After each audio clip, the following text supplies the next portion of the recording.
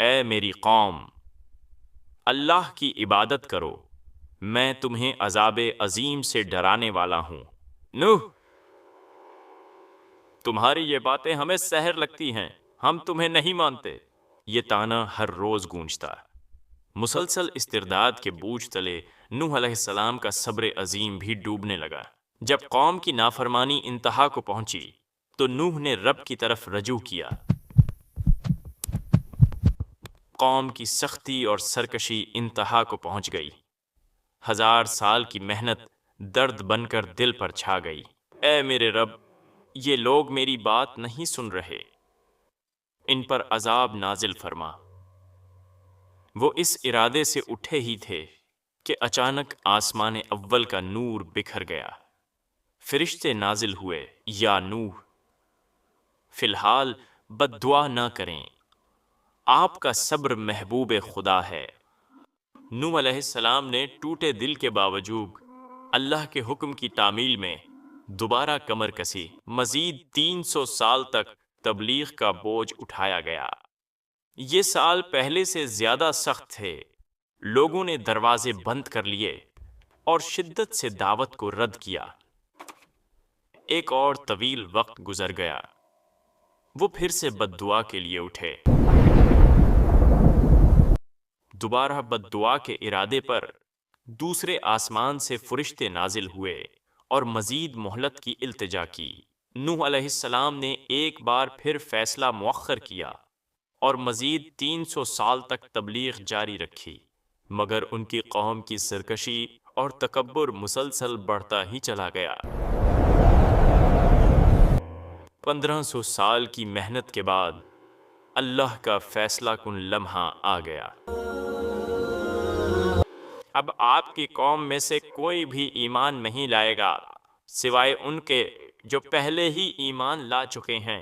اے نوح، آپ کھجور کا درخت لگائیں، جب اس پر پھل لگیں گے تو کافروں کو نیست و نابود کر دیا جائے گا۔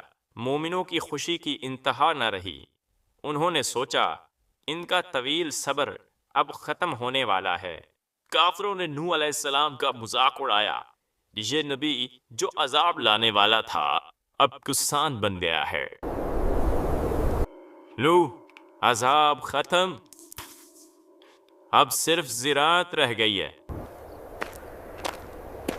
اے نوح، کیا تم بتا سکتے ہو کہ ہمارے شہر میں اولاد کی پیدائش کیوں رک گئی ہے؟ عذاب قریب ہے۔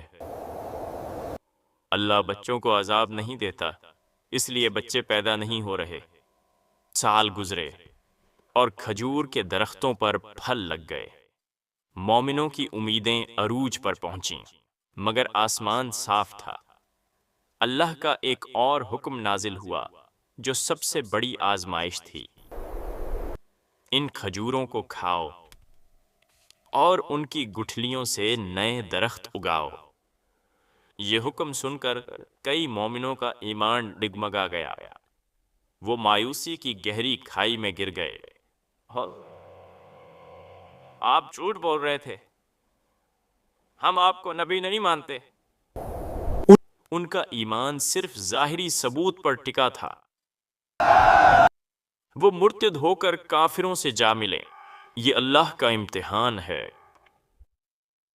صبر ہی ایمان کی اصل دلیل ہے، مگر وہ نہ مانے۔ نوح علیہ السلام کے ساتھ صرف چند مخلص ساتھی باقی رہ گئے۔ دوسری بار بھی درخت بڑے ہوئے اور ان پر پھل لگے، مگر دوسری مرتبہ بھی آسمان صاف رہا، کوئی عذاب نازل نہ ہوا۔ ہر بار جب پھل لگے تو صبر کرنے والے کم ہوتے گئے۔ اس کڑی آزمائش کے بعد صرف مخلص مومن باقی بچے جو ایمان کی حقیقت سمجھتے تھے۔ یہ ایک آخری امتحان تھا۔ اللہ نے اپنے مخلص بندوں کو شک سے پاک کر دیا۔ نوح علیہ السلام کا طویل صبر صرف ان چند نفوس کے لیے تھا جو اللہ کے حکم پر مکمل یقین رکھتے تھے۔ تیسری بار کے درختوں نے بھی پھل دیے تو انتظار ختم ہوا۔ اب کوئی ڈھیل نہیں، کوئی التجا نہیں، اب صرف فیصلہ ہونا تھا۔ پھر اللہ کا حتمی حکم آیا، اب ان درختوں کو کاٹو اور ایک کشتی بناؤ کیونکہ طوفان آنے والا ہے۔ حکم کی تعمیل شروع ہوئی۔ خشک میدان میں ایک ایسی کشتی کی تیاری جو زمین نے کبھی نہ دیکھی تھی۔ نوح علیہ السلام نے تانے سنے مگر کام میں مگن رہے۔ وہ جانتے تھے کہ ان کی تباہی کا سامان تیار ہو رہا ہے۔ وہ کشتی بنا رہے تھے اور ہر گزرنے والا مذاق اڑاتا۔ لگاتار محنت سے کشتی مکمل ہو گئی، ایک عظیم الشان مضبوط لکڑی کا جہاز۔ نوح علیہ السلام نے سب کو حکم دیا کہ کشتی میں سوار ہو جاؤ، طوفان آنے والا ہے۔